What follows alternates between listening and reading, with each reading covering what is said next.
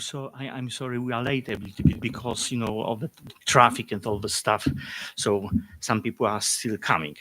Anyway, szanowni państwo, mam dzisiaj wielki zaszczyt uczestniczyć w uroczystości wręczenia panu profesorowi Luisowi Danielowi Nebelsikowi księgi pamiątkowej przygotowanej przez jego przyjaciół, współpracowników i uczniów. Jest to okazja szczególna, tak jak pan profesor Nebelsik jest uczonym szczególnym, lepiej niż ktokolwiek inny realizujący ideę nauki pozbawionej granic. Jest bowiem archeologiem, a zatem uczonym zajmującym się najdawniejszymi dziejami społeczeństw ludzkich, ale śmiało i kompetentnie przekracza granice wąsko rozumianej archeologii, analizując i objaśniając naukowo również dziedzictwo kulturowe epok znacznie późniejszych, włącznie ze współczesnością. Przekracza także śmiało granice archeologii, wkraczając na tereny zwykle zarezerwowane dla historyków sztuki czy kulturoznawców. Profesor Nebelsik w swojej działalności naukowej przekracza także granice geograficzne. Jest archeologiem amerykańskim, niemieckim i polskim. Ekspertem w dziedzinie zarówno antycznej kultury basenu Morza Śródziemnego, jak i krajów barbarzyńskich na północ od Alp i Karpat. Profesor Nebelsik nauczał na wielu uniwersytetach europejskich, a od roku 2007 jest profesorem w Instytucie Archeologii naszej uczelni, Uniwersytetu Kardynała Stefana Wyszyńskiego w Warszawie. Ofiarowany mu dzisiaj tom studiów odzwierciedla te wielostronne zainteresowania szanownego jubilata, a szczególnie rozdziały napisane przez badaczy z Polski, Niemiec, Wielkiej Brytanii, Czech, Austrii, Włoch, Chorwacji, Słowenii i Mołdawii. Eksplorują zagadnienia będące przedmiotem jego zainteresowań naukowych. Otwierając dzisiejszą uroczystość, chciałbym przede wszystkim powitać jej głównego bohatera, profesora Luisa Daniela Nebelsika.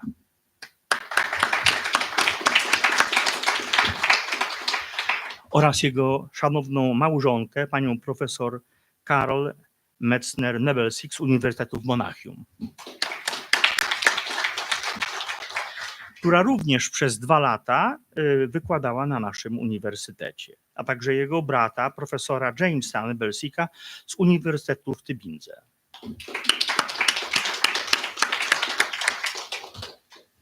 Chciałbym także serdecznie powitać pozostałych gości zagranicznych przybyłych na dzisiejszy jubileusz. Panią profesor Sabinę Ricot. Będzie. She's not yet. Yes, Eureka. Pana profesora Christopher Perr z Uniwersytetu w Mogłącji.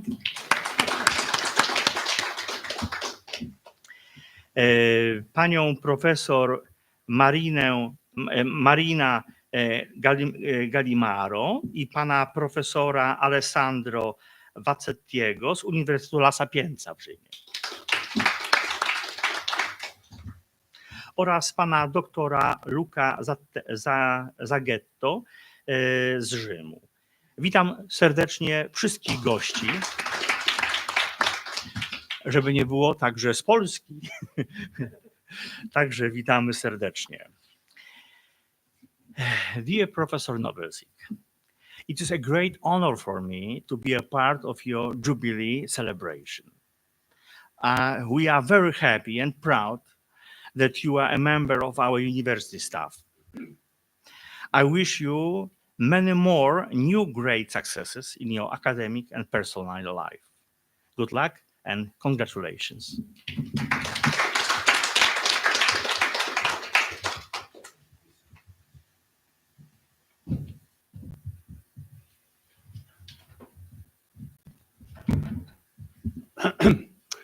It's a great pleasure to be here at Louis' second home in Poland, at the Cardinal Stefan Wyszyński University. I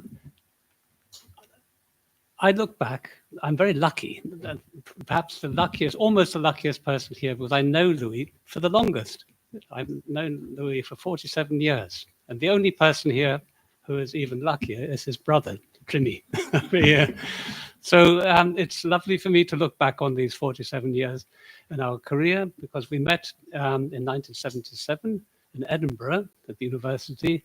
And Louis has been very important for my development, my career, and he turned me on to Central Europe, Central European archaeology, and I've been in this world till now.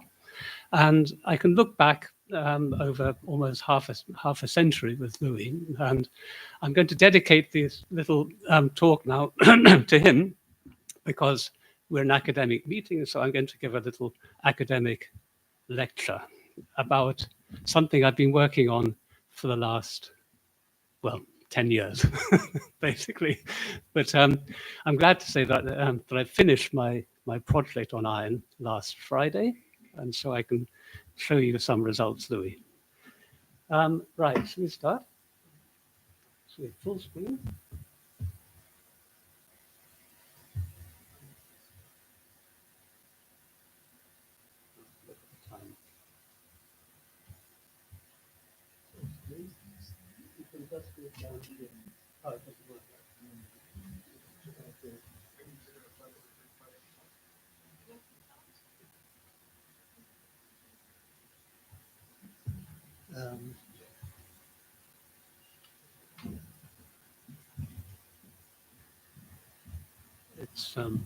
It's probably my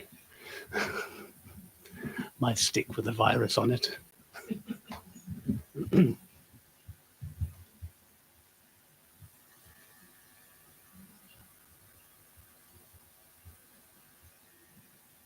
I'm going to give an academic speech, but I have some little photographs and some pictures at the end of which date back to when I first met Louis. Not very many, I'm afraid.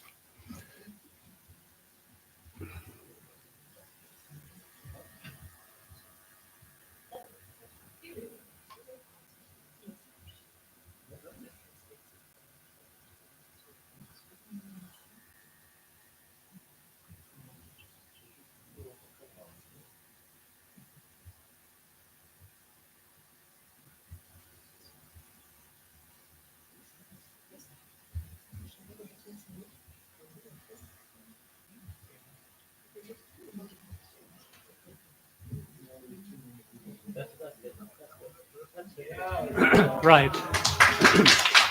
No problem.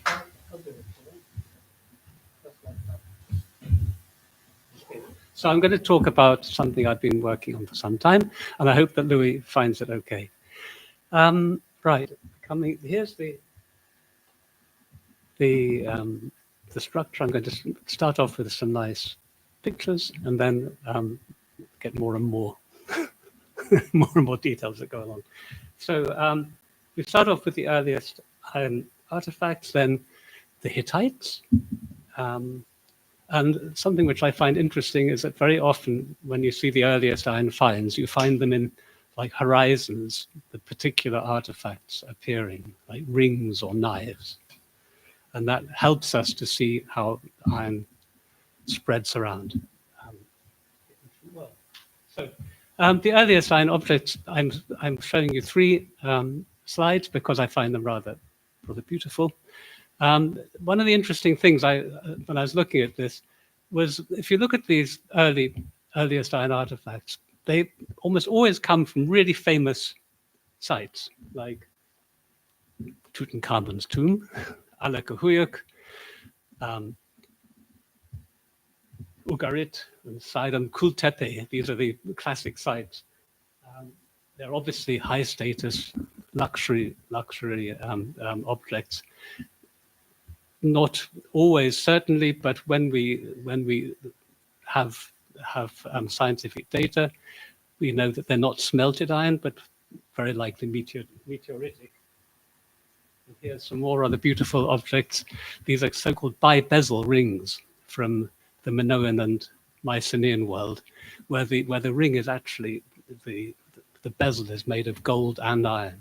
So rather beautiful. And finally, another famous site, the Velena treasure, one of the most richest objects of finds of hoards of gold and silver from southeast Spain, also with this little meteoritic bracelet in the middle. This certainly is meteoritic iron. So this is how iron first appears from the late 4th millennium BC onwards down to the 2nd millennium BC. This is how iron first appears.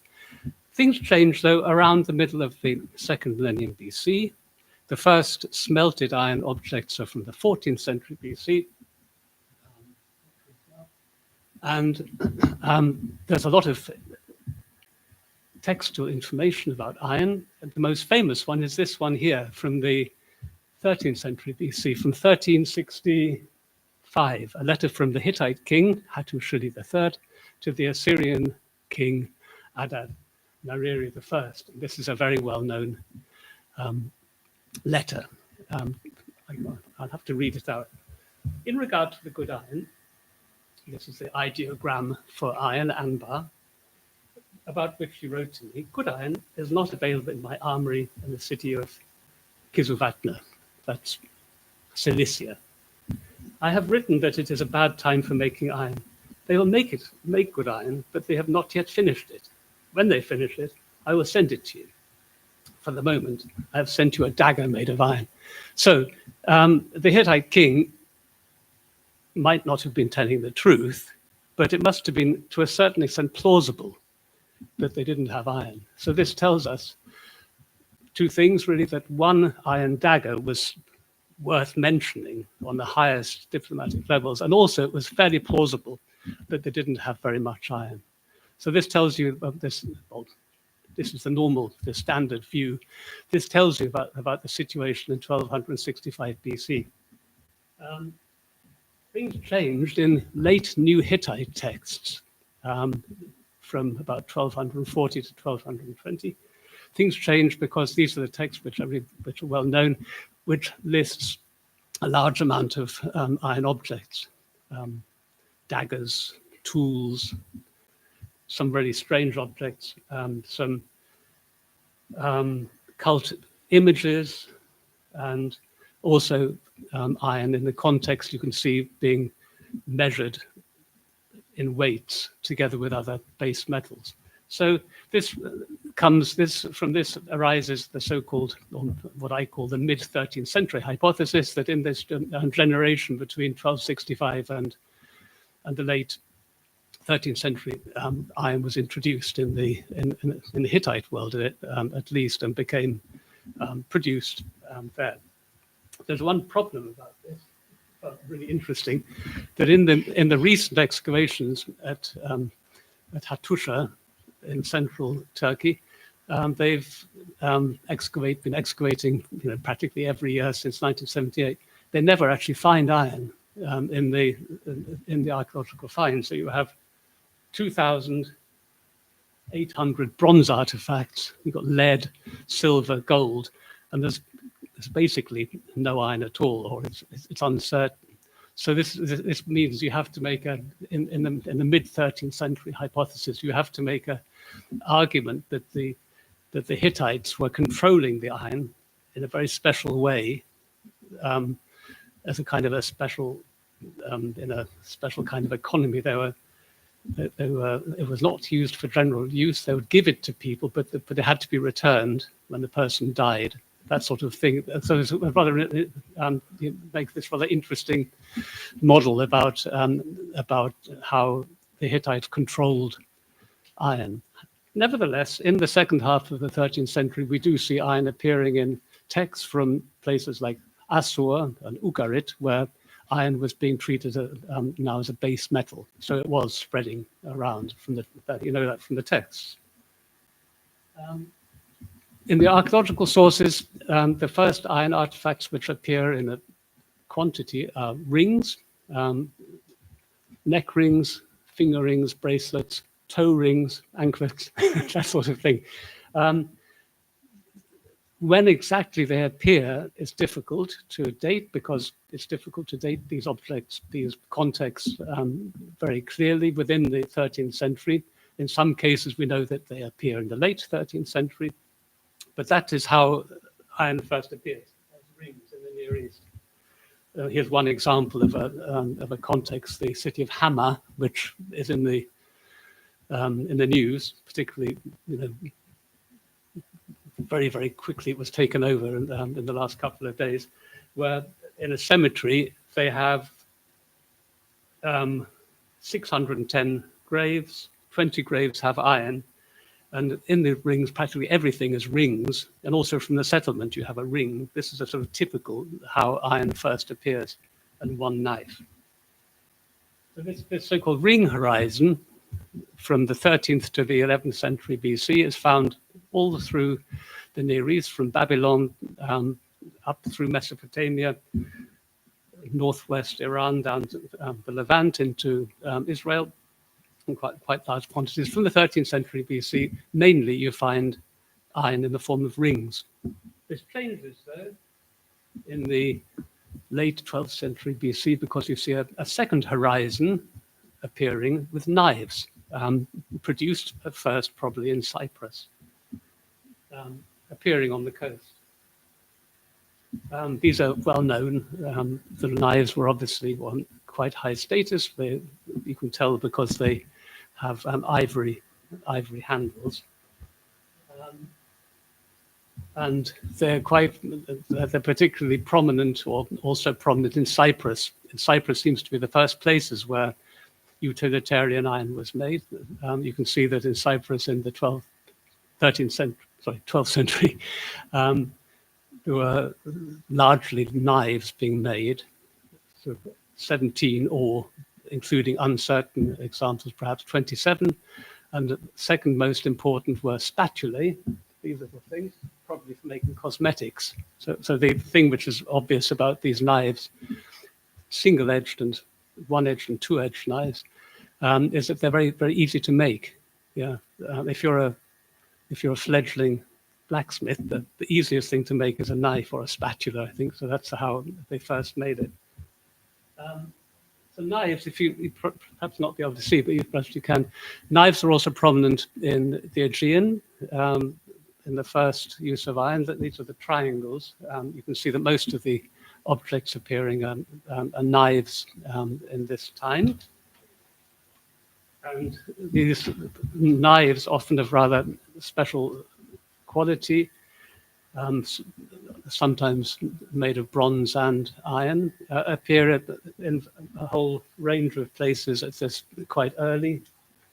For example, in Ukraine, from Hordy-Ivka, this one, and other places where obviously these knives were important and high status and were being exchanged around, probably along the coast, to various peoples in the 11th century BC, particularly.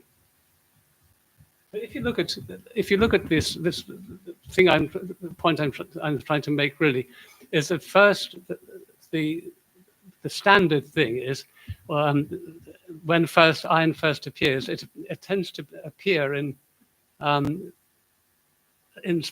the form of particular artifacts, particularly knives and rings, but sometimes also other ones. So here we see examples of Portugal here, namely the earliest iron objects are knives, and particularly here east of the Carpathian Mountains, the artifacts are mainly knives. So these horizons of objects are quite important when you're trying to reconstruct the diffusion of iron. Here are examples from Portugal where you see that most of the artifacts are knife blades. One other manner where iron first appears is quite different, is in the form of iron being treated as a precious metal, being used as a decoration on bronze artifacts. Also bimetallic artifacts, but particularly this decoration. You can see this examples here. This is the typical way iron appears in the area of north of the Alps, but also in the Caucasus region, central Caucasus, and in Colchis, western Georgia, where you find the first artifacts are bronzes with iron inlays, and also in northern Italy, they're common. You find bronze pins with iron inlaid, but also bimetallic objects, like these bimetallic knives and other objects, high-class objects with bronze iron inlay. So with this technique of recognizing these horizons, it's possible then to document the spread of the use of iron through the ancient world, from the 13th century in the Near East to the 12th century in Cyprus, and then to the Aegean and along the coast, and then reaching up into the 8th century in northern Italy, and the 9th century in northern Europe and northern Germany and Poland. And so that's how I think is a good way of showing the spread of iron with these particular horizons of artifacts. So that's the one side. You can look at the one side, the diffusion of iron, particularly using these horizons. The other thing you can do, though, is see how bronze, how the treatment of bronze was changed by the appearance of iron. The reconceptualization of bronze, and how the status of bronze was devalued. And you can show this, I think this is the schematic map of how bronze hoards with utilitarian artifacts, so tools and weapons, ceased. They stopped happening at certain times throughout Europe, and this is presumably has to do with the appearance of iron. So I'm going to look at particularly about the areas of southeastern Europe where this cessation of hoarding starts particularly early, around 1000 or 900 BC.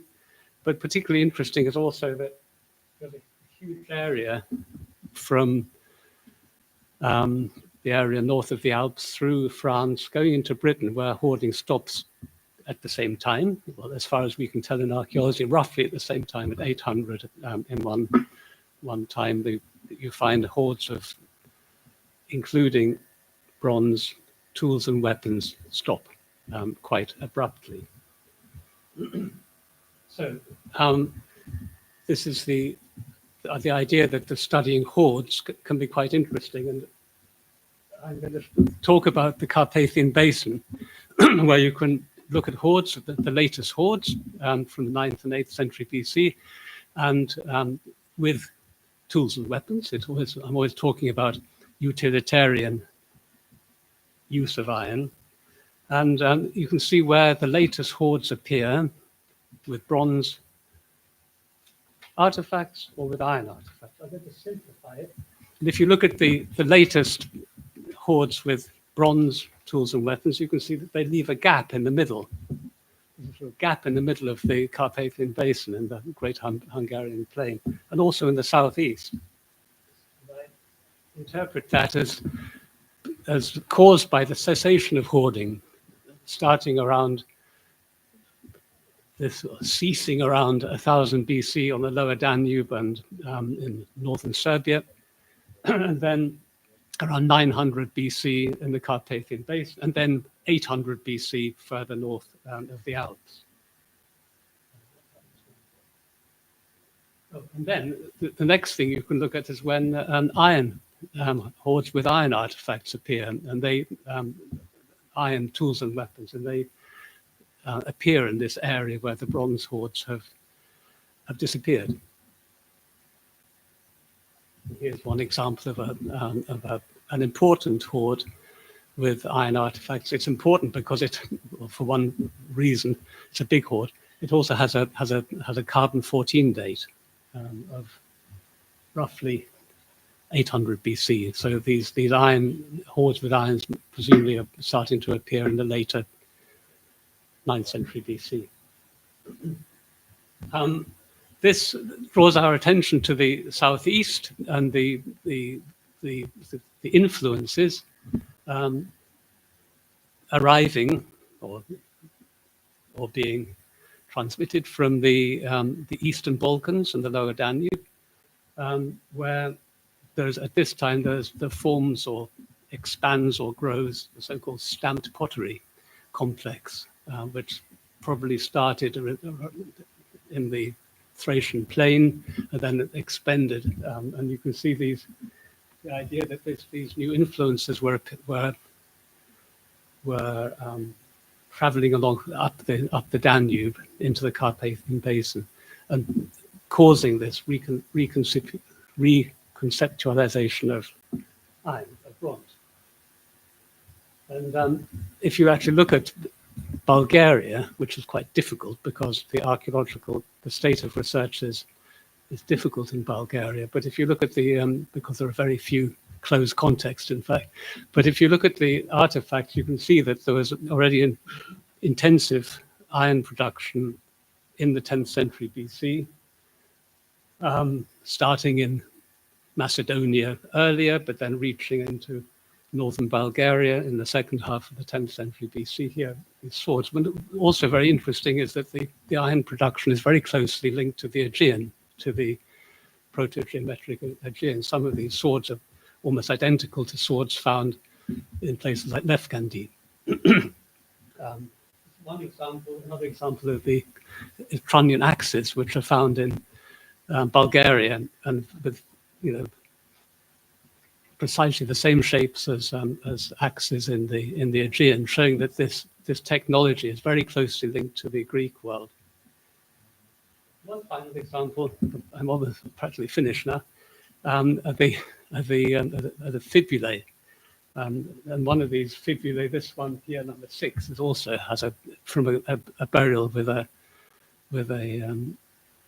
carbon 14 date from the bone, which suggests that they were being made in the 10th century BC. So the idea is that this Eastern Balkans are actually very important, with an early iron production, which probably caused, or one of the causes for the reconceptualization of bronze and the cessation of hoarding in the Carpathian Basin. And then one step later, throughout the area of the Hallstatt culture and in the Atlantic zone in Northwest Europe. So that's a very short little segment of a story, which gets quite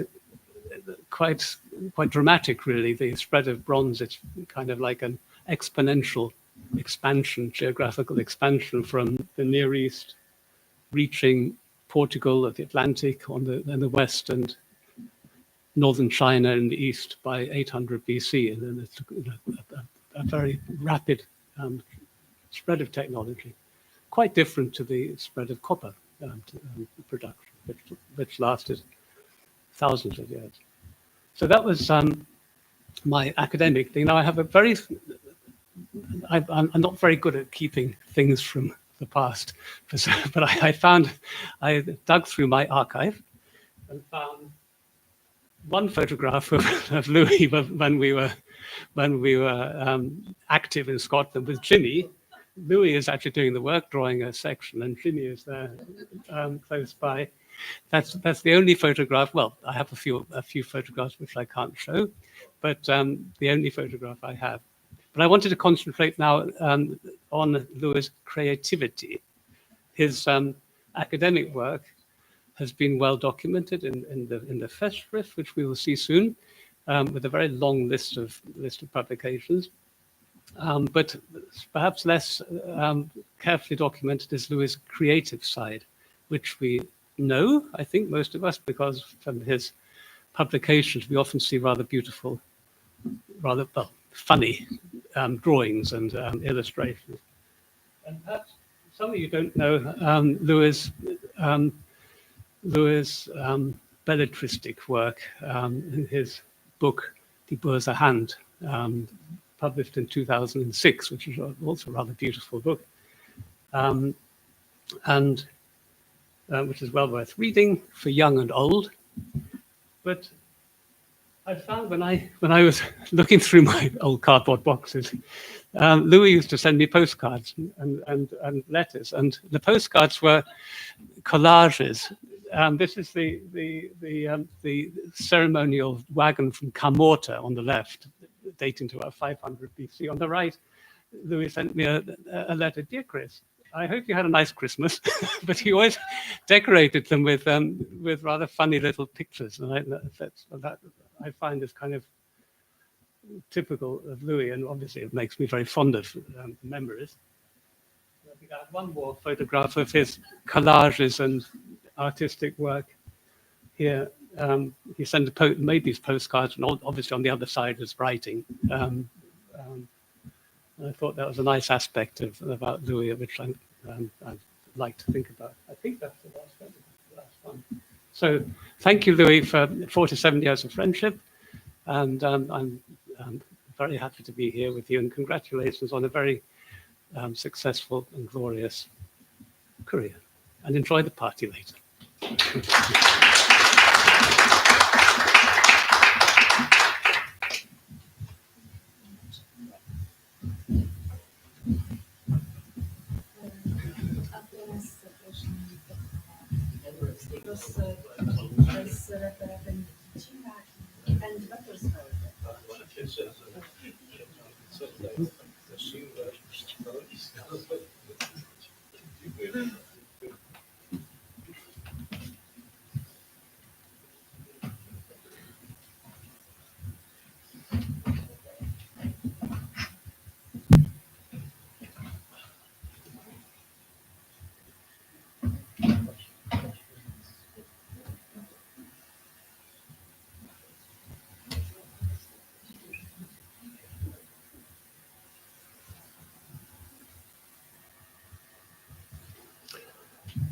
Ladies and gentlemen, dear jubilee, dear guests, dear Professor Kobliński, who invited me to be here, I have to say that I'm very proud and very happy to be here, and it's a great honor for me to give a speech in front of such a distinguished scholar who has his jubilee today or this year.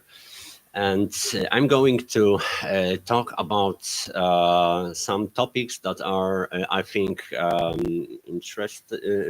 interesting for Professor Louis Nebelsiek, and that embrace, that include some sites that are very familiar to Professor, and maybe also some not that much familiar aspects of these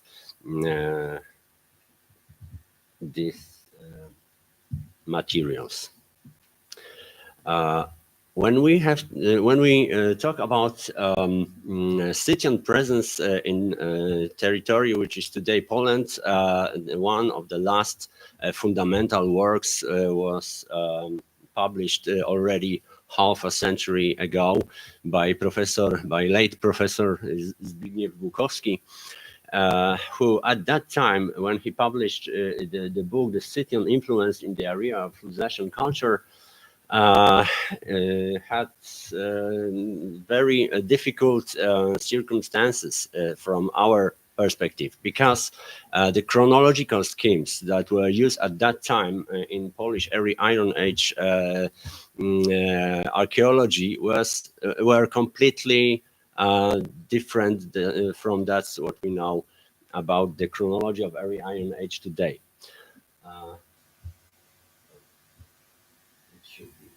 It should be Biskupin here, but something is missing.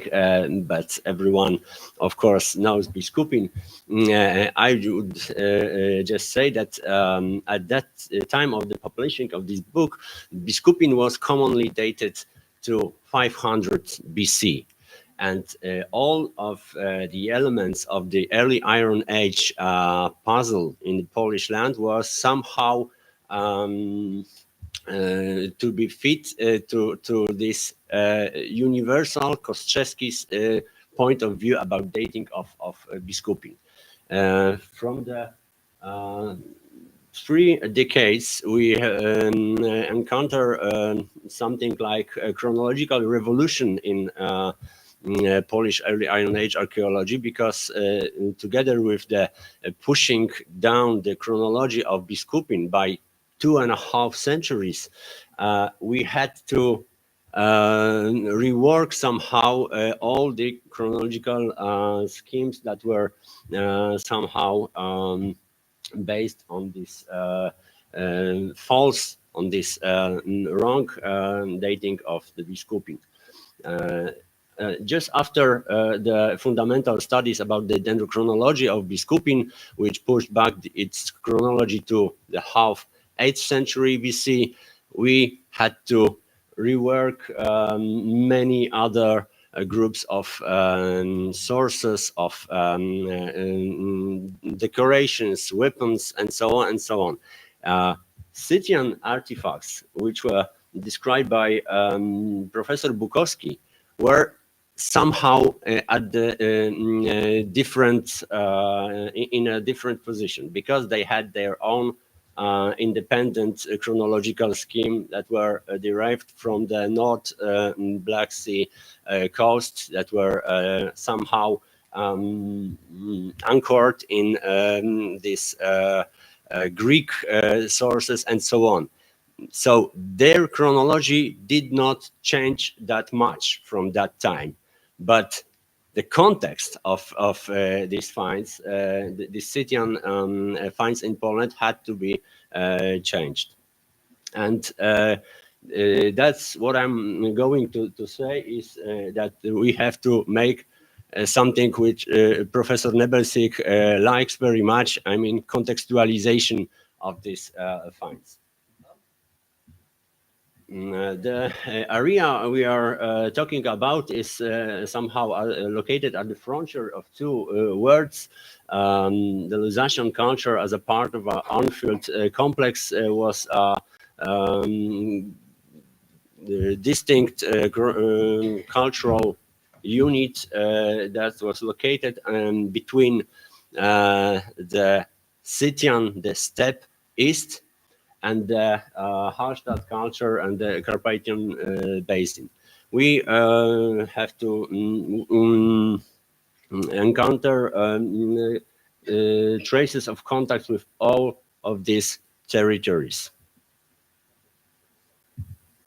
The most important finds of Scythian presence in the territory of today Poland are weapons and ornaments. These weapons and also elements of horse gear. These are distributed mostly in central and western Poland, because the eastern parts of Poland should be treated somehow separately. These are the parts of southeastern Lusatian culture, so-called Tarnobrzeg culture, that are possibly something which is not that, in the early Iron Age, of course, not that close to classic Anfield culture, but it's closer to steppe forest cultures of northern Black Sea area. And the extension of this Tarnobrzeg cultural area is also Western Little Poland, Małopolska, which has a character of mixed territory, which is mostly Anfield, mostly Lusatian in character, but has strong influences from the west, possibly transmitted by the Tarnobrzeg culture or Tarnobrzeg cultural area. This eastern part of Polish land is a part where on a regular manner we encounter weapons like arrowheads and daggers of the Scythian origin, as well as ornaments and pottery and so on. But still, we will not call this Scythian culture or forest steppe culture. It's something which is for sure transitional society that had regular contacts with Scythians, with steppe societies, but was something what was also facing west. Of course, in recent years we see also the appearance of proper Scythian settlement here. I mean the Chotyniec stronghold, and this year discovery of a first grave of a Scythian noble with iron battle axe and so on in Sobietin. The chronology of Chotyniec and Scythian assemblage could be limited to the second half of the 6th century, of the 7th century, and the first half of the 6th century, and it's represented mostly by the arrowheads made of bronze that are trilobate, B-winged, and so on, and are represented in late early Scythian complexes of Meliukova's classification. In Chotyniec, we have also a pottery that is distinguished, that could be distinguished from local Tarnobrzeg culture pottery, and finds very close analogies to proper forest steppe and steppe settlements in the Ukraine. Of course, the most impressive find of recent years in these agglomerations are the Greek amphoras of the same age, the turn of the 7th and 6th centuries. That are the first finds of this kind in the territory of Poland. And this western extension of this area is Western Małopolska, which should be also treated like a buffer zone for this possibly peaceful contacts of eastern forest steppe communities with the west. In Western Małopolska, of course, we also find some weapons that are not that numerous, like in the west or in the east, but are quite limited in time. They are also represented mostly by group first and the second, according to Meliukova, and are linked with first chronological group of the late early Scythian culture.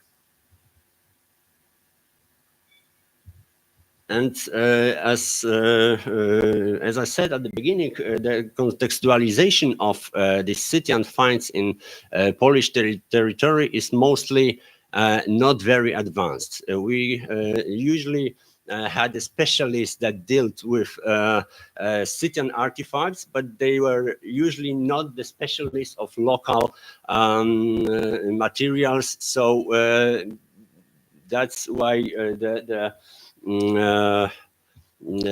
synchronization of these two kinds of sources was not very successful for many years. And in Western Małopolska and Lesser Poland, in recent years, we made such an attempt and tried to synchronize the Scythian finds within the local cultural complexes. And the results are promising. I mean, the chronological time span of these complexes that could be connected with the east are quite narrow and could be limited to late 7th, first half of the 6th century BC. And what is important, the character of these finds is very broad. This is not only weapons. These are not only traces of attacks on settlements or strongholds. These are graves. These are graves of both sexes, women's grave, men's graves, and with elements that could be culturally linked not only with the closest Tarnobrzeg culture area, but also with far eastern Crimea or upper, middle and upper and lower Dnieper basins. And the chronological limitation of this phase of Scythian appearance of Scythian elements in Małopolska is modeled now by radiocarbon and dendrochronological date to the period of which is close to the turn of the 6th century, so the Hallstatt C2 and Hallstatt D1. Further to the west, this contextualization is not that clearly cut. Because in this lowland landscape dominated by the notion of fortified settlements of the Biskupin type, which are quite precisely dated, but which are of course not the only not the only type of settlement in this area. We usually do not have very precise local chronological pottery development schemes, for example. And what we should do in the first turn,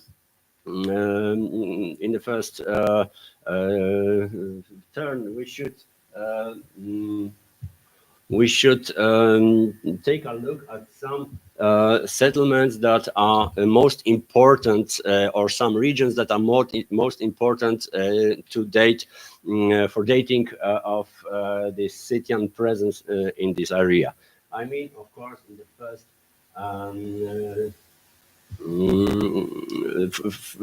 Vicina settlement as the first one.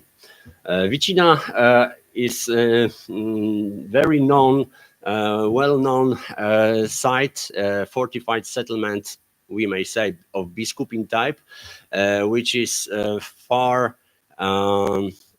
more important than Biskupin, indeed, because of its unique phase. Biskupin was abandoned in a peaceful manner, probably with some rising level of the lake and some natural processes ongoing, but Vicina had met a violent end, and therefore the set of sources that we can find in Vicina is much more abundant.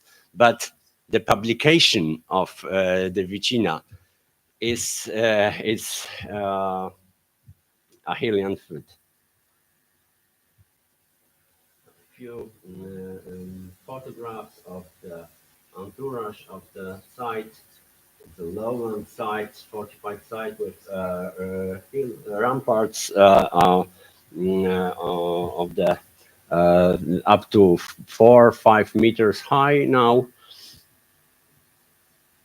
and with beautifully preserved wooden constructions that were dendrochronologically dated. But one of the most important things about Vicina is its collection of Scythian weapons that is the biggest collection of this type from Polish territory. It's almost 150 Scythian arrowheads, some battle axes, and so on. But these are not even mapped. We do not have such a picture like Anja Helmut made available for Smolenice Molpir, the stronghold in southwestern Slovakia that was also attacked by the Scythians, and where this planography of the Scythian arrowheads shows clearly that the presence of these weapons was the result of an attack. These are parts of Smolenice Molpir's arrowheads. And for Vicina, the first planography of the distribution of the arrowheads is presented now for the first time, and we can see it's very preliminary, but still we can see that the distribution is quite interesting, with some concentrations, especially in this southern area where also battle axes concentrate, and but still the distribution of these arrowheads is not only limited to some places like in Smolenice Molpir. Maybe it's because of the smaller area of the stronghold here, so the spread of these arrowheads could not be that much concentrated on some, I don't know, forts, ramparts, or gates. And what is interesting also are the numerous hearts deposited in the strongholds area, which could be named as 6 hearts.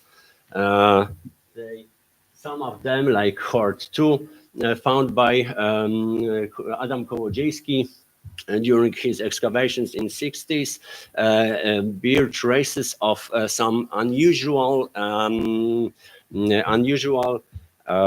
destruction, which is not very typical for that pattern of deliberately broken bronze items in the hearts. These are possibly traces of fire, of the elements are melted somehow, are broken, are bent, but not in that manner typical for the deliberate fragmentation of heart bronze.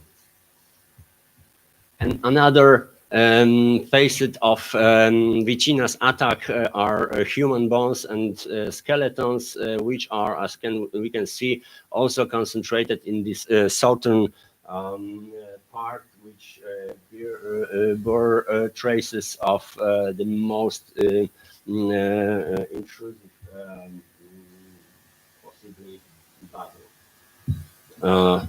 Some documentation of these skeletons exists. They are usually poorly published, but we can see in preserved documentation that there is little space for speculation that not all, contrary to the opinion of Adam Kołodziejski, for whom these were female and children that were victims of the attack, but in my opinion, this documentation leaves some space for thinking that some inhabitants survived, and they somehow buried this dead.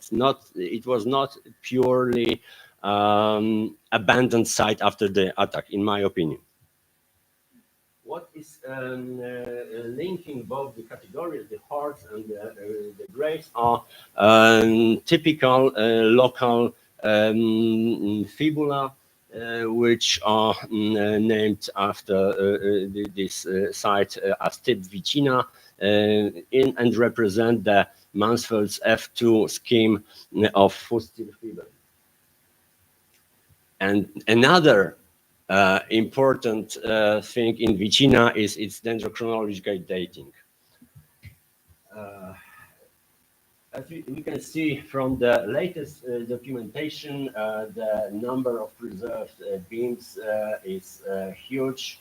the state of preservation also is enormous, and this all allowed to make a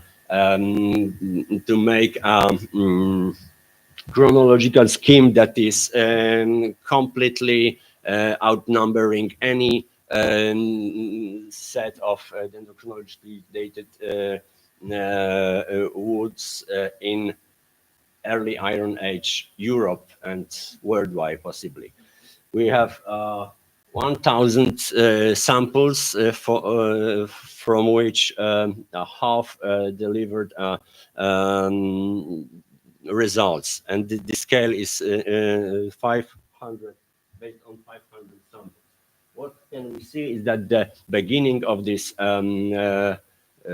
stronghold is half 8th century, and then it flourished next 2 centuries with some renovations, as we can see as the years passed. Some parts of the beams were replaced and so on. And the last substantial reconstruction of the wall is connected with early 6th century.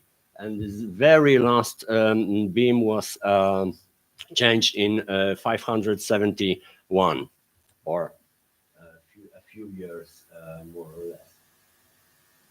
But what we should bear in mind is that all these samples, all these 500 samples is derived only from one trench in this entire embankment.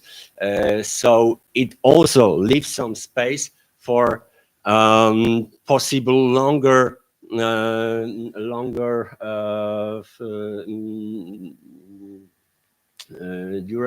duration of the settlement, but it should be not much longer, not very much longer, because the limiting aspect, limiting source are Scythian arrowheads.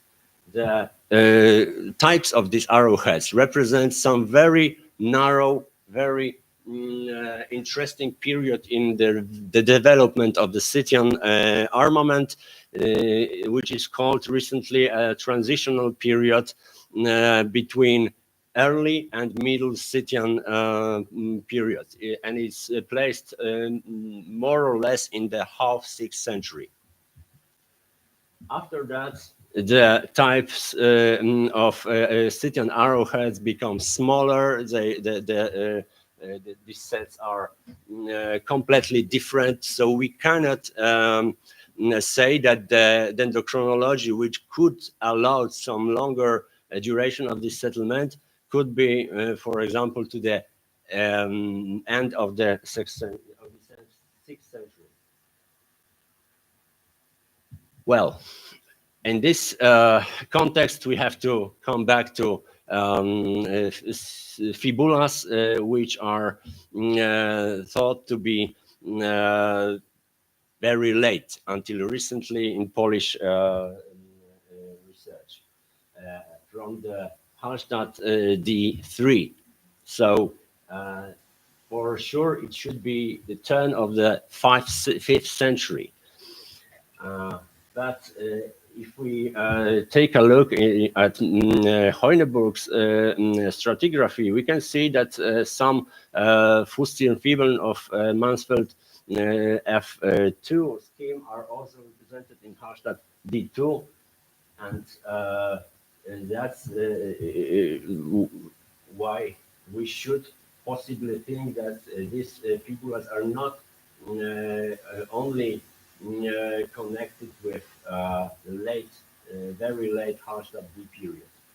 I would like to pay attention only on one or two things in the vicinity, or in same settlement in Vicina. We have some traces of contacts with southeastern Hallstatt area, where some fibulas with decorated foot are dated somehow earlier. And we have also some crossbow construction fibulas also in the mid 6th century. So that all possibly allows us to think that the local development of the Vicina fossil fibern is possibly to be found in Hallstatt D2 period. But still, D2, if we accept the dendrochronology, that should be no longer, later than half of the 6th century. It's still not the Hallstatt D period in a classical Northern Alpine scheme, where it starts about 1 or 2 decades later. But possibly we should also, by this occasion, discuss the matter of the very short D2 duration, that many reasons also in Eastern France and North Alpine areas show that we possibly treat this period as too short. Of course, here in the presence of such a distinguished expert of Wettersfelde, I would not have courage to speak about this assemblage, which is, of course, later than the fall of Vicina, possibly a half a century later. But this doesn't mean, of course, that we don't have some contemporaneous Scythian complexes in Poland at that time. From this general map, we can show, of course, many examples of assemblages that could be dated to the second half of the 6th century. So the presence of these Scythians are, of course,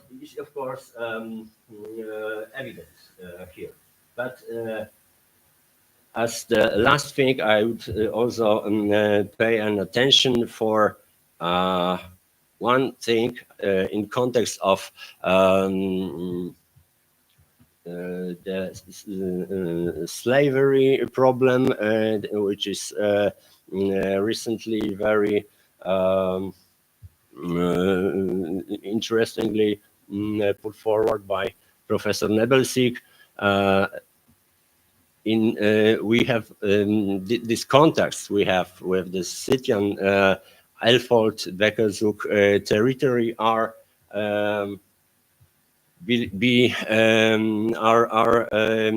double-sided, are not only in one direction.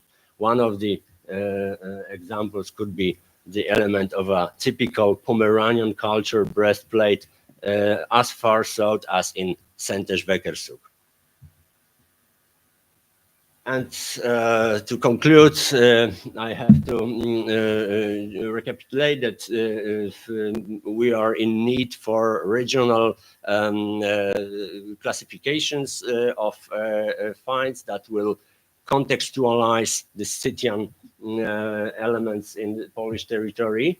But the most important of these contextualizations is the reworking or processing of the materials from Vicina, which is very significant because of the linking of many different schemes of chronology and supported by something completely independent in the chronology. And these adoptions, these changes that we possibly face are also useful for explaining of many other cultural phenomena, not only the Scythian presence in Polish territory. Thank you for your attention.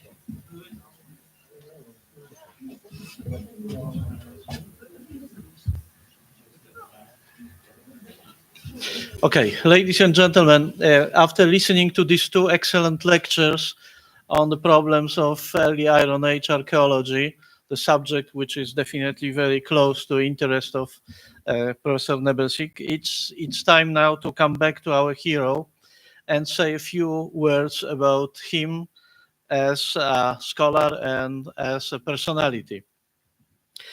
A detailed presentation of Professor Louis Daniel Nebelsic as an eminent scholar is offered by Professor Christopher Pear in the book presented to the esteemed jubilarian today. So I will only allow myself to recall a few of the most important facts from his scientific career path, with particular emphasis on his strong ties with the Polish archaeology. Louis, although he is an American citizen, was born in Berlin. The experience of life and work in different lands and cultures in Germany, Lebanon, the USA, Scotland, and Poland, as well as his fieldwork research in Romania and Italy, explain the wide range of his intellectual interests without borders. His parents were involved in the Protestant church in West Berlin. Later, the family spent several years in Princeton and New York in the United States of America. From 1963 to 1968, the family lived in Beirut in Lebanon. And finally, the family embarked on the trip through Egypt, Crete, Greece, Italy, Switzerland, France, and England, visiting numerous archaeological sites and museums on the way to Louisville in Kentucky, where Louis' father was appointed professor for theology. Here, Louis also attended Hebrew school at the Jewish Community Center. The family then transferred to Göttingen in Germany in 1975, where Louis was a guest student at the university for 2 semesters, studying archaeology and taking part in excavations on sites of the Roman imperial period. In the following years, 1976 to 1980, Louis was a student at the University of Edinburgh. After finishing studies, Louis worked as a social worker in the parish of the Genesaretkirche in Berlin, caring for disabled and elderly parishioners, worked at the Freie University in Berlin as postgraduate assistant, and was employed by the Deutsches Historisches Museum in Berlin in a project identifying war-damaged exhibits from Troy. In 1985, he married Carola Metzner, which he never parted with from then on, whether during scientific events or field excavations.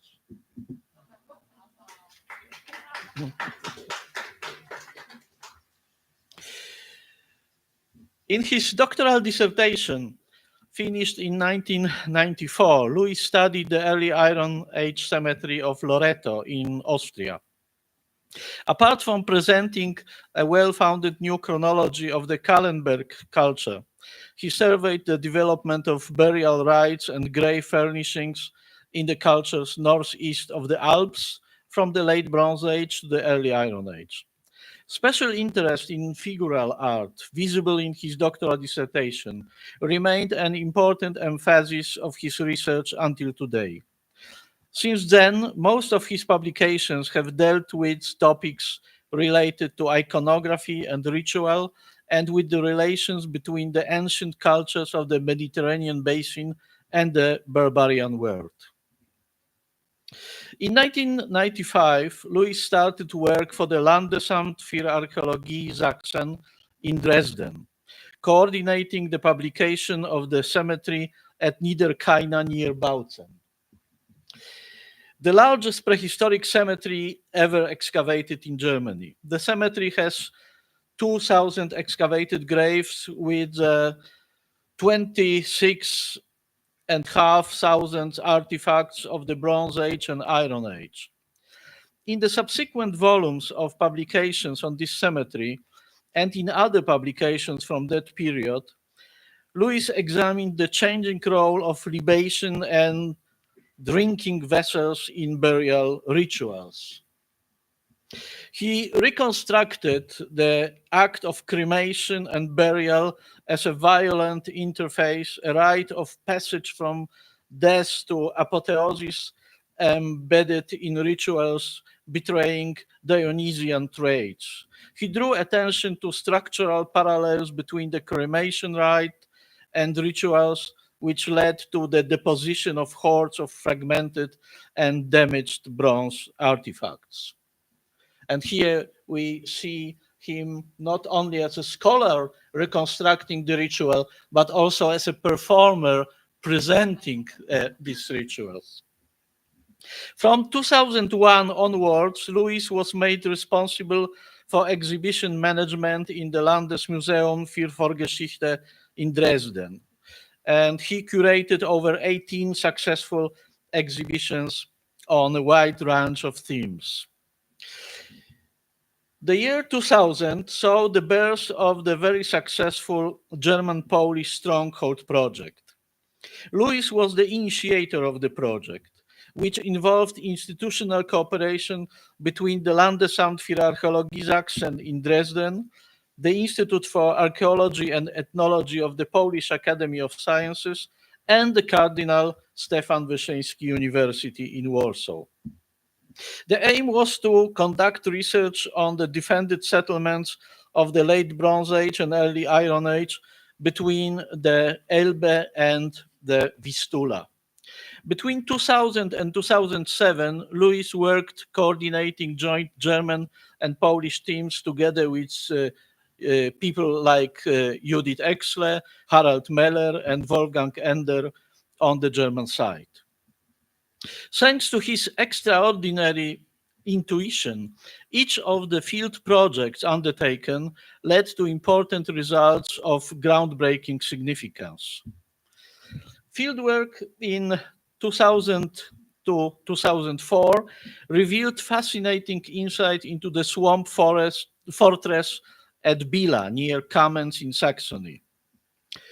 The excavations showed that the rampart and the wooden house structure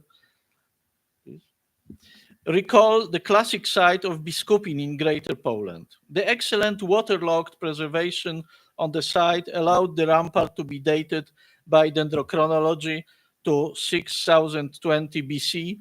The fort was finally destroyed in a fire. On the initiative of Louis, the German-Polish team also worked for 4 seasons from 2001 to 2004 on the Polish side of the border at the place called Balshebel near Starosiedle in Lubuskie province in Lower Silesia. This iconic site had been excavated by the famous German archaeologist Karl Schuchart in the early 1920s. The new fieldwork allowed a radically new interpretation of the site. The excavations showed that Schuchart had misinterpreted the storage pits at Starosiedle as post holes, rendering his publication of the plan of the fortress with 8 houses obsolete. Next one. Thanks to Louis, the German-Polish cooperation project achieved its most spectacular results through fieldwork a few kilometers from Starosiedle at the site near Witaszkowo in Lubuskie province, where the famous hoard of the luxurious golden objects from the early Iron Age was discovered by chance in 1882. For over half a century, no one was able to identify where the hoard was found, despite intensive searches. Louis had conducted meticulous research on all the available publications and unpublished archival sources on the Wettersfelde hoard, and he came to the conclusion that the find was not discovered at Witaszkowo, Wettersfelde, but further west on the sandy dune near the village of Kozów. The Polish-German team excavated at Kozów for 4 seasons between 2001 and 2004. And it became clear that Louis' theory was correct. In the place indicated by Louis, we discovered a sacred spring lined with wood and stone, containing remains of libations and other sacrificial depositions, such as numerous omphalos bowls, pontic glass beads, and pendants made from East Alpine fibula. The golden regalia most likely represent a diplomatic gift from a Scythian prince to an indigenous leader, which were then deposited in the sanctuary of the late Lusatian culture. Louis' passion for fieldwork continued uninterrupted and resulted in subsequent breakthrough discoveries.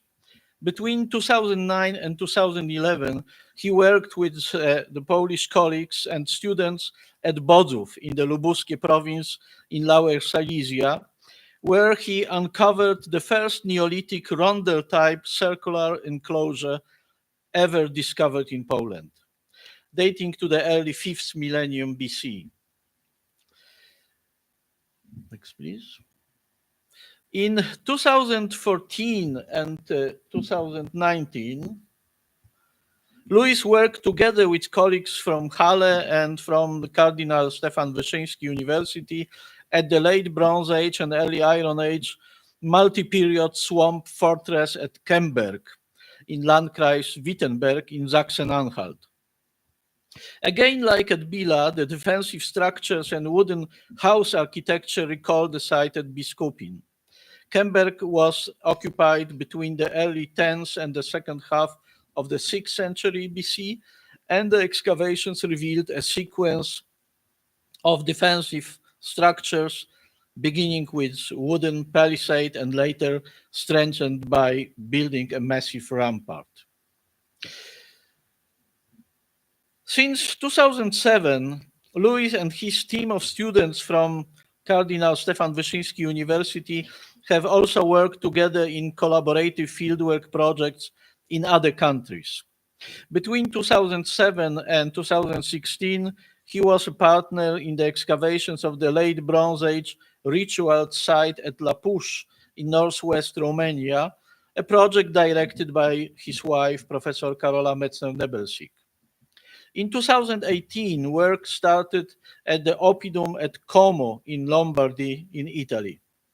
And since 2019, Louis and Carola have been excavating the Stetteberg near Neuburg in Bavaria, a later Middle Bronze Age defended hilltop settlement. In 2016, Louis received the habilitation in archaeology from the Polish Academy of Sciences.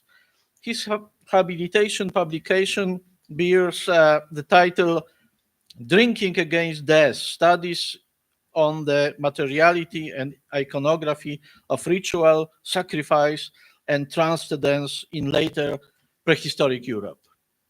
Currently, Louis is the head of the chair for the archaeology of ancient Mediterranean civilizations and the early Christian world. In addition to lecturing at his alma mater, this university, he has also lectured as a visiting professor in Germany, Czechia, Romania, Ukraine, as part of the Erasmus program. In parallel with his professorship in Warsaw, Louis began work in 2009 as scientific officer at the Landesmuseum für Vorgeschichte in Halle, where he continued to work until 2023. His greatest success was the organization of special series of exhibitions in 2016 and 2017 devoted to Martin Luther and the anniversary of the Reformation, focusing on Luther's life and the cultural and historical context in the 16th century. These exhibitions were presented in Minneapolis, New York, and Atlanta in the United States, as well as in Halle in Germany. Since his teaching in Berlin at the Freie Universität, Louis continued to be active as a university lecturer. From 1999 to 2002, he held seminars every semester at the Technische Universität Bergakademie Freiberg in Saxony, with a wide variety of topics ranging from the Neolithic to the Roman imperial period. In addition, he conducted seminar on gender archaeology in Iron Age Europe at the Freie Universität Berlin in 2006. Furthermore, between 2002 and 2007, he held a lecture series at the Volksschule in Dresden. In 2007, Louis was appointed professor at the Cardinal Stefan Wyszyński University in Warsaw. Since then, he has taught courses demonstrating an astounding range of intellectual interest and expertise. Examples of his lecture courses include Prehistoric Europe, Bronze Age, Early Iron Age, Latin period, Nomadic tribes in the prehistory of Europe, Classical archaeology, History of medieval and Renaissance art,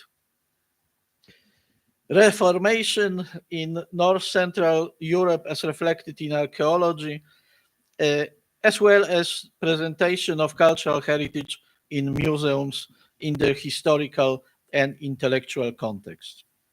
His great success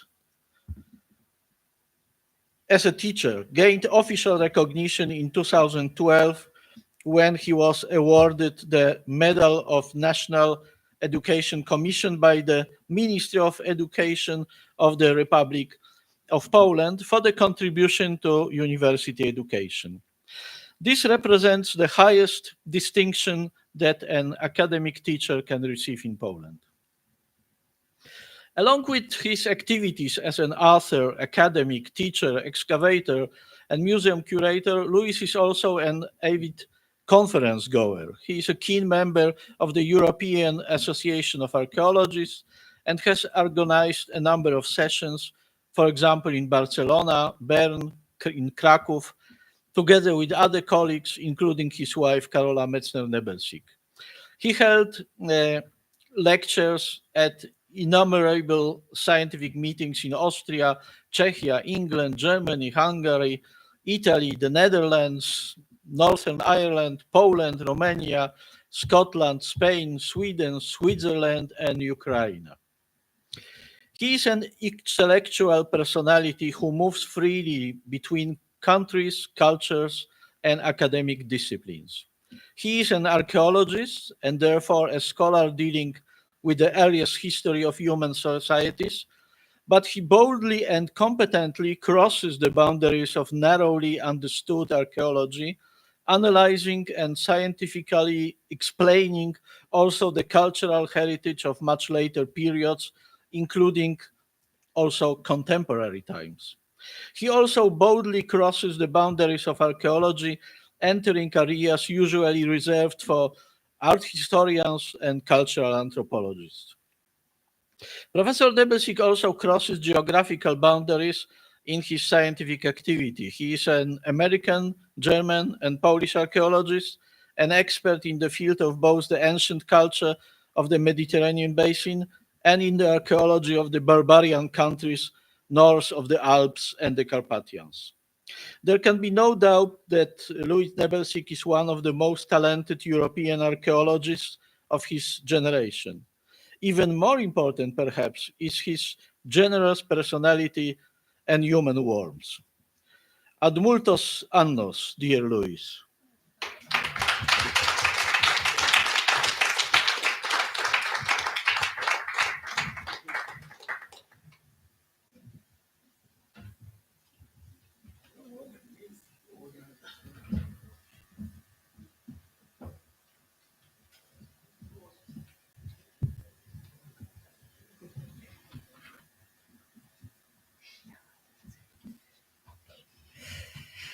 Yeah, spectabiles.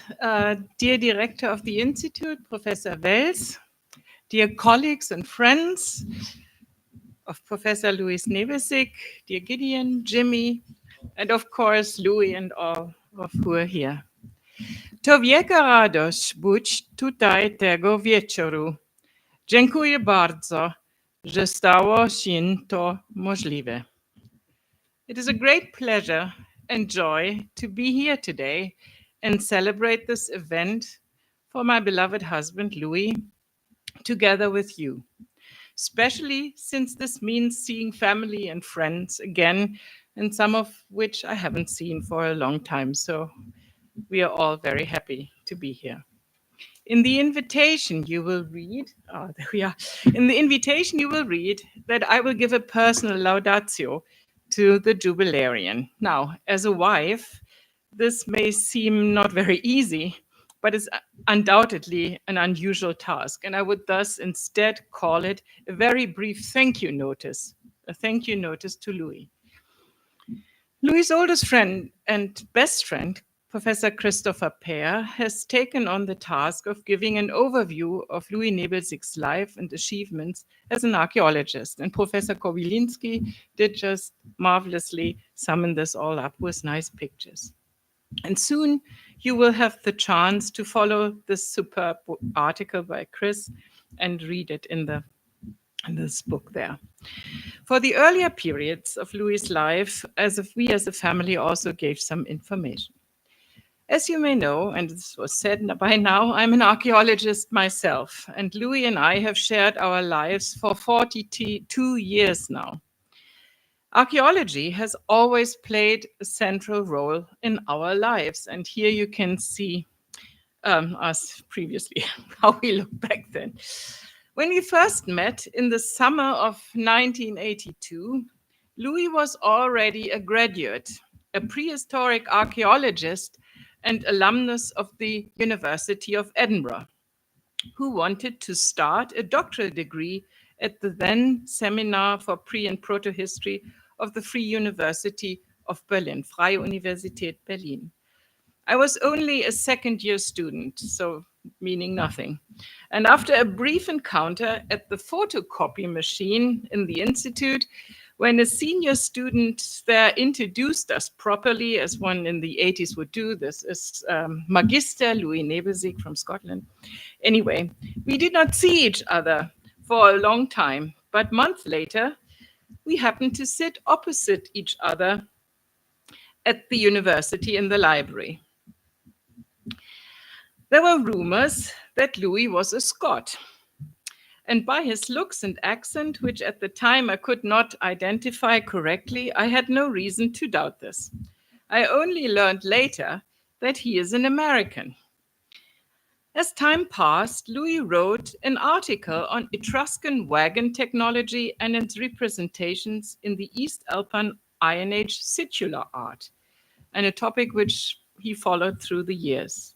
I was very impressed, not only by his scholarly attitude, working seriously every day, to be honest, more so by his very kind attitude and demeanor, and of course, his very good looks. Well, shortly after, and after many cups of tea in the coffee kitchen of the Institute, we fell in love over the books of archaeology. And this set the tone for our future life together. Since then, for more than the past 4 decades, we have not only shared our lives together, and later together with our son Gideon, but also our passion for archaeology. Yeah, so here you see some impressions. We can just move on. This was in '84, a first conference we visited together. Yes, here you see Louis in the Institute. And please, yes, okay. Another one, please. Yes, please. Louis Nebelsig is the most impressive archaeologist I've ever met. And sorry for all colleagues here in the room. So that's personal, but I think not too wrong impression. His passion and enthusiasm for archaeology never wanes. His untiring commitment to our field not only comprises producing excellent and widely recognized scientific work, ranging from the Neolithic period, as we just heard, to modern times and topics including the history of research, but he's also a gifted university teacher with an admirable range of topics, and here at the UKSW branching out to art history and Mediterranean archaeology as well. Yeah, please. Yeah, we have seen that picture again. He was also a very productive and versatile museum archaeologist, staging plenty of exhibitions during his time at the State Archaeological Museum of Saxony in Dresden, and later at the Museum for Prehistory in Halle. And Professor Kobylinski said that already. In Dresden, he met the former director of this institute, Professor Zbigniew Kobylinski, and also Dario Schwach, and both of whom we are very happy to call our friends. And owe you, Zbigniew, especially very, very much. Thank you. Having dual careers needs some organization and flexibility. For us, it meant that during the week, we have lived apart for over 20 years and longer. During those years, Louis commuted between his workplaces to our family home, first in Berlin, and now in Munich. That was not easy, and most certainly not emotionally, especially with a young child, now grown man. But we managed, making our personal and work relationship a very strong bond. One aspect I have not mentioned so far is that Louis is also a distinguished field archaeologist, but you have learned that by now, with an excellent intuition and a golden touch in identifying interesting fieldwork projects. Yeah, here we see that one of Kemberg, here with some people present in the room. And please, the next one. Some of the excavation projects he was and is working on are joint projects of the two of us. And the excavation campaigns, when we work together, are the happiest times of the year. And you're all there on those pictures. Maybe you see each other in the La Push campaign. Anyway, I can only recommend this to the younger people here in the audience. If you and your partner can work together in archaeology or elsewhere, enjoy it as we did. Although this can also be a challenge at times, especially among ambitious people, it is also always rewarding. At least it has been and still is for the two of us. As I said, I want to be short, and let me finish by saying thank you, Louis. I owe you a lot, and the more I can say today. You have been my constant support. You have never failed to encourage and advise and help me. And I think this is also true for many people here in the room. Louis was in many ways an exception within his generation. He temporarily quit his position in Dresden to be able to take more care for our son while I was working full-time, a decision no man I know from our generation did make that back then, and which did bring him no credit, but often disregard. I owe you more than I can say, Louis, and I will be forever grateful. Your brilliant and creative mind and your good heart are rare and a gift for everyone who had the honor and the luck to meet you. I wish you, and for us also, and the family and friends, that we will have many more years together and will be able to work together and also enjoy lives together and with our family and friends. Yeah, anyway, Louis, thank you. Ad multus annos et Zbigniew had said.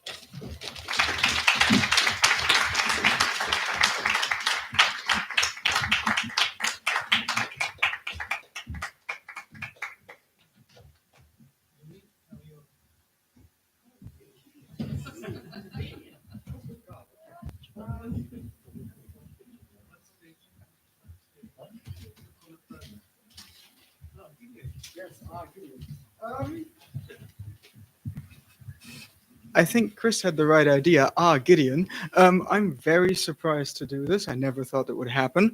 But rather tragically, there is one more person who's known Daddy even longer than Chris and Jimmy, which is their sister, Mary, who really wants to be here, but her daughter is tragically ill. And so she can't, and of course we wish her all the best. So she wrote a speech to Daddy, which I think is lovely, and I'm going to be reading it, and I ask your generosity because I'm going to be referring to myself in the third person. And then afterwards, I'd like to say some words for myself, and naturally, I'm probably going to have to ask even more generosity from you. So without further ado, I'm going to start Mary's excellent speech, which is an ode to my bro, or perhaps more scientific title, The Dirt and the Divine. As I write this ode, I'm sitting in the living room that my bro knows well, surrounded by the treasures he gifted to my parents, filled with furniture that appears in the earliest photographs of our lives together. For it was the couch over there, where he, at the age of 1.5, cradled me in his lap when I first came home from the hospital. I sit on the mid-century modern white tulip table that our father brought home one day and placed in our traditional Tudor home, where it looked terribly out of place, because of course it was. I'm entrusting this ode to his son, that's me, my cherished nephew Gideon, because he, like his father, loves deeply, cares ardently, and would cross airspaces, oceans, mountains, train tracks, and interstates, tarmacs, to rush to the side of those he loves. This devoted family, Louis, Carola, and Gideon, believe deeply in fidelity, in empowering dreams, and in keeping promises spoken as unspoken. This surely is the essence of archaeology, the artistic, creative, fantastic endeavor to which my brother Louis and my beloved sister-in-law Carola have dedicated their lives. It is a delving into the depths of the earth to keep the unspoken promises that we, as sentient beings, who currently walk on the upper crust of Mother Earth's sphere, have made. By living now, we have promised to honor the richness of people who lived out their hopes and dreams many, many years ago, and in no small way to ensure that their lives will be valued as we hope ours will be. Archaeologists, as all of you know, and I'm so recently assured myself, is a study of the ancient logos, and the logos is so much more than the written word. It carries with the expression of human reason, which seeks to attain universal understanding and harmony, binding human reason with the divine. The first credited archaeologist, Nabonidus, the last king of the Neo-Babylonian Empire, understood the convergence of the divine and human spheres when he excavated and rebuilt the temple of Shamash, the sun god in Sippar. In his dedicatory cylinder, he declared that sin commanded him to rebuild the temple. To do so, he cleared away the debris of the temple and mounted a protracted search for the foundation stone that Namar Sin, son of legendary Sargon, had laid. Only with Shamash's help was he able to find it.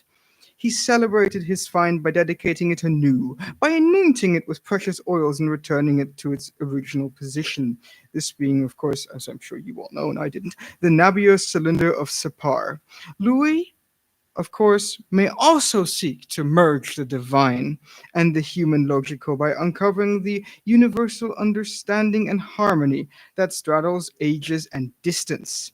He searches for the remnants of tales of widespread glory that slumber beneath the verdant fields of Europe and connects them to the Middle East. He reveals artifacts placed in the earth with caring hands and baptized with tears. The artifacts are repositories of hope, of dreams, of lives now suspended in time. For are we the stuff that dreams are made of, and our little life is rounded out in sleep. But life is far more from being a walking shadow, a poor player that struts and frets, his fury significant nothing. Instead, it is an immeasurable gift given to us who carry within us the very breath of God, yearn to share something of that treasured breath with those who share our common humanity.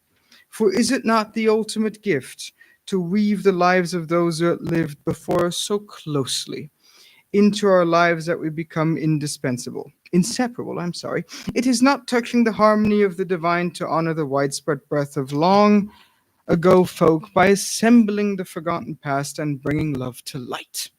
For who else is an archaeologist but one who stitches time together, reveals the truth that all those who lived before us are with us now?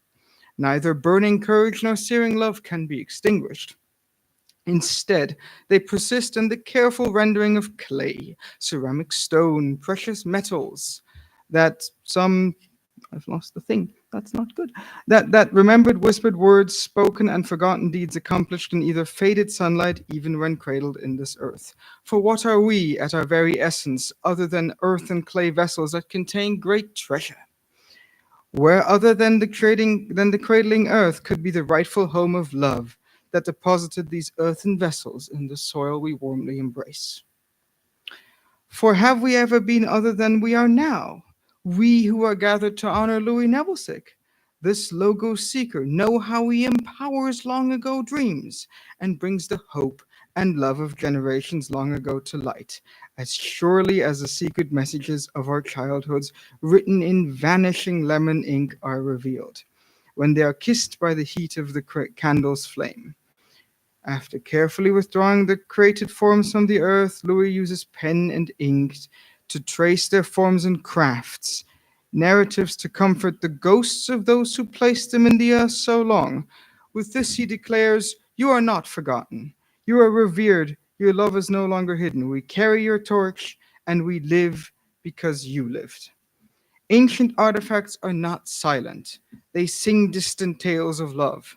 What else other than love could entice someone to carefully prepare botched bones, layer them into pots, nestle the pots into the welcoming earth? What else other than love could inspire someone to painstakingly erect mounds of dirt, to guard, fashion exquisite object arts out of burnished gold, only to submerge them in borgs and mines? It is more than caring for the dead or helping them transition from this life to the next. Archaeology is Fürsorge, a German term meaning loving care for the people you care about. In its, they can live as themselves with their past, their hopes, their loves, their courages, their foibles, and their dreams intact.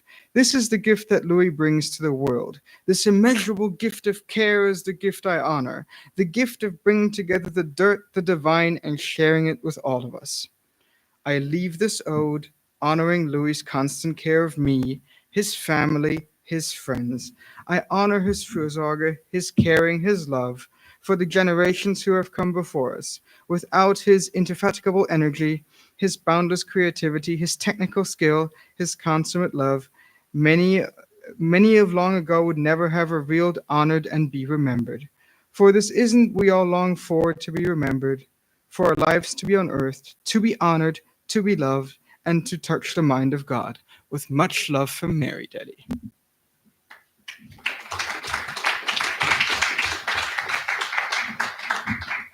And now I've got to say something I've been reliably informed. That's quite something. I never expected that to happen, for me to speak at an archaeological conference. Many of you met me in the corners on the floors of trenches and archaeological conferences, playing on my Game Boy, and only the most extreme crisis would stop me from doing it. Said extreme crisis being the lunch break and Mama coming out of the lecture room and seeing that I hadn't actually done my German homework. So, my advice would be to all of you, do not have lunch breaks. They're bad. But this was archaeological conference. This is academic. So what am I going to say? It's difficult. I consulted my mechanical engineering textbooks from university. They didn't help, did they? And then at my job, where I do programming in the finance world, well that's not going to do anything, is it? But it did. So at work, today, right now, there's a huge Christmas party in Berlin. It's a huge shindig with drinks and food and 1,000 people and what have you. And like a space shuttle countdown, I've been getting an email every day. It's 16 days to the Christmas party. It's 15 days as well. And they're like, "Oh yeah, get in. Are you coming around?" I was like, "No."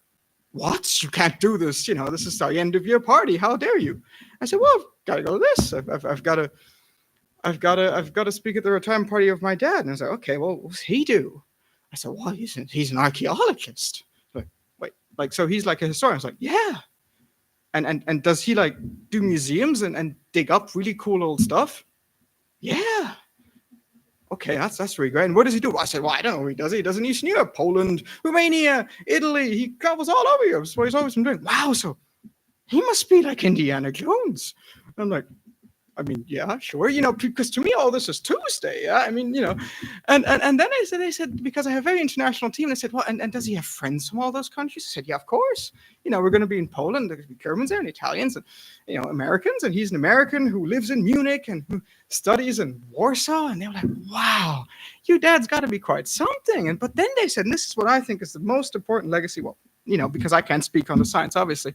And they said, well, we have such an international team and they all get along. I was like, yeah, of course they get along. We always had tons of nationalities. Everyone said, well, if anybody would be like your dad and his friends, the world would be a better place.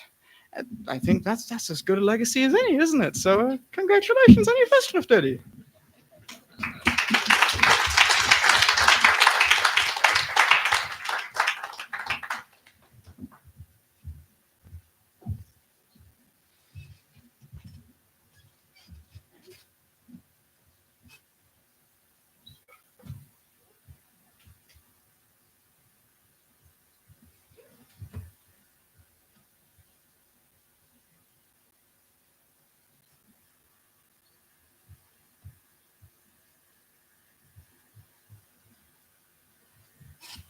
So, ladies and gentlemen, it's my pleasure to present you a book. So, 40 chapters, 49 authors from 8 countries: Austria, Croatia, England, Germany, Italy, Moldova, Poland, and Slovenia. Editors Zbigniew Kobyliński, Karola Metzner-Nebelsi, Christopher Paré, Barbara Tessman, and Katarzyna Zdech. Publishers Cardinal Stefan Wyszyński University and Scientific Society of Polish Archaeologists. So it's a melange offered Louis. It's the best French word because the papers are different, as different are our interests, and we can divide it into some subjects. Professor Nebelsi as a scientist and as a personality, and text of Christopher Paré and Dariusz Wach, Louis Daniel Nebelsi, Crossing Borders in Archaeology, and a quarter of a century with Louis Daniel Nebelsi in the field of and counting. Inspirations from the work of Professor Louis Nebelsi and Luca Zagetto, meeting Louis Nebelsi on the path of iconography, and Marina Gallinaro and Alessandro Vanzetti, the remains of a whole, multimateriality of prehistoric figurines, and Tomasz Gralak, Macedonian bronzes as the materializations of a world outlook, and Joanna Wawrzeniuk, figurative magic, the use and symbolism of Slavic ritual dolls in the past and present. And five symbols of the Celtic belief in the eternity, Karola Metzner-Nebelsi. Texts concerning Neolithic, Norma Henkel, the Quadratur des Preises, Nutzungsdauer und Obsoleszenz. I'm sorry, but I first see this text. And Bronze Age, Barbara Grassi, Komoka, Mortal Buried Ground, and Harald Möller, Kershaw durch Austausch, zwei neu entdeckte brutal Idole aus jetzt Kultur in Mitteldeutschland. And Anthony Hardy, Violence and Diseases as its explanatory factors in European later prehistory, and Daria Luzniak and Marco Bizdar, Bronze Iron Age sites along the Danube in present-day Croatia. Early Iron Age papers of Wilba Terzan, the transition from the late Urnfield to the early Iron Age period, and Karol Dzingielewski, one of a kind, the conceptualization and taxonomic physiological assessment of how to discovered at the Iron Age fortified settlement in Bycyna. And Dagmara Łaciak and Radosław Kuźbik, Justyna Baron and Janusz Świątek multi-level early Iron Age graves from Bycyna and in Western Poland. And Mike Teuffer, der brązzeitliche Viertelstadt von Gomul in der Mariana, in Turkmenistan. Gerhard Tumedi on hold of fragmented objects in the Alpine area, a diachronic view, and Tomoko Emery, Dodona Revisited. Sabine Rickhoff finds meaning and concepts, a short history of Celtic studies in southern Germany in the 19th and 20th century, and Robin Bernard Franke, Ein Schub mit Knöpfen und Flügeln. Also Sabine Papste, eine zeitliche Gemeinschaft des südlichen Ostseeraumes, and Dirk Krause, Leif Hansen und Felicitas Schmidt von Onkel, Neffen und ihren Schwestern. Neue archäologische und naturwissenschaftliche Untersuchungen von Sozialkultur.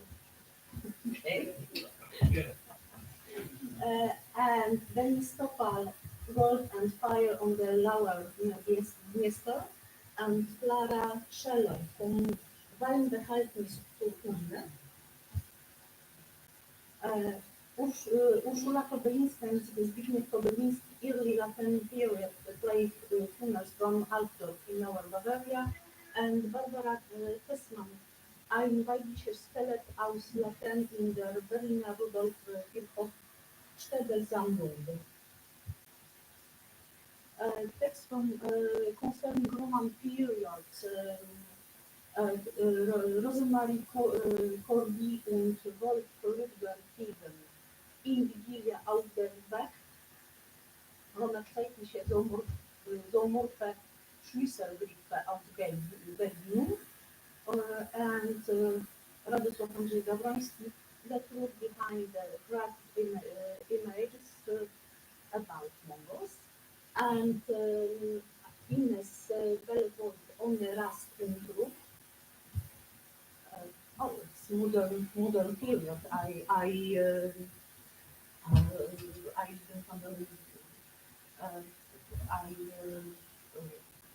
So two texts of Jacek Wysocki, non-married with his pipe, unusual 17th century, discovered from sailing in northeastern Poland, and Magdalena Żurek, the Dominotai from Przedmark in Pomerania, and Anne Spider. What about the wood archaeological sites in the forest of the Harz Mountains on the basis of legal data? The text concerning method and theory. Also, Ken Massey and Thomas Zimmer from Block to Archaeology, and James Neville's sea urchins in the archaeological record. And Florian Innerhofer, Archäologische Neuland, Beispiele für digitale Anwendungen in der prähistorischen Forschung, und Katarzyna Zder, does virtual heritage have the same values as the real one? And the next, Elena Frances, these works as the transition use as the transition to the Iron Age in the southern Iberia from an organic residual analysis perspective.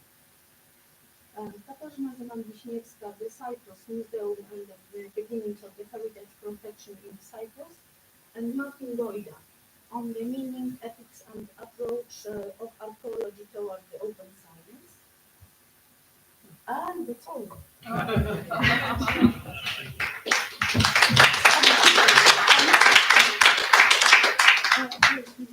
And maybe talk something after.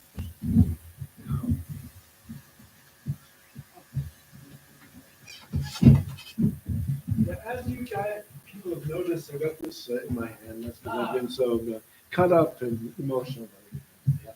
Now, I'm just going to say two things. One thing, life is about maintaining friendship. It's about working on friendship, and it's also about making new friends. Yeah, and you got to do that, and you got to keep with your friends. And if I didn't have friends like the people in this room, starting with Chris,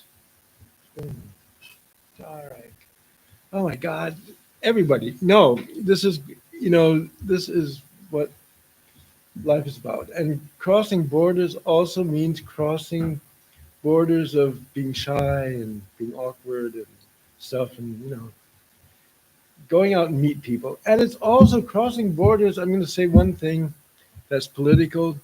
We've got a border to cross now, and that is Ukraine. I've been there recently, and these people need our friendship. They're in trouble. There are lots of people in trouble, and I deeply believe the answer is crossing borders. Yeah. So thank you very much for everything. See you.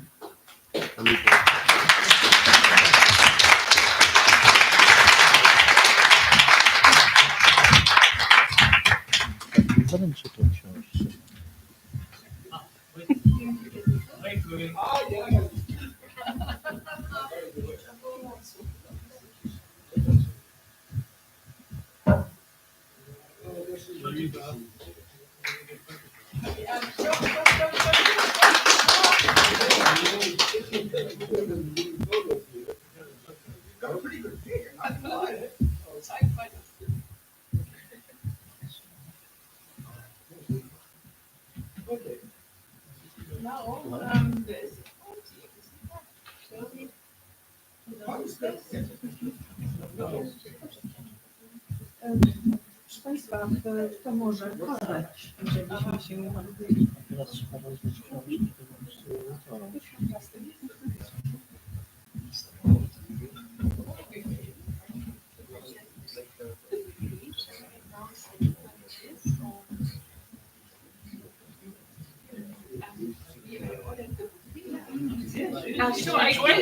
Okay, dear colleagues, you're all invited, and friends and family, there is a buffet, and we would be very happy if you would be our guests. That's for all of you.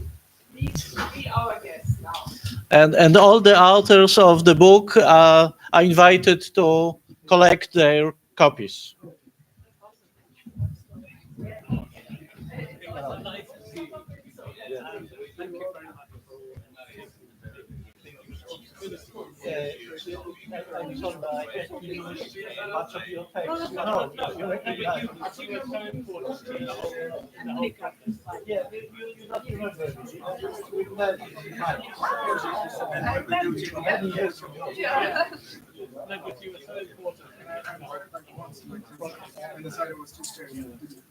Yeah, I'm happy that finally we have the book, which is quite nice.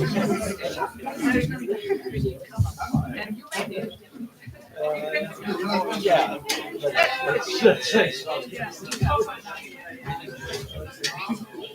Yes, we are invited to read.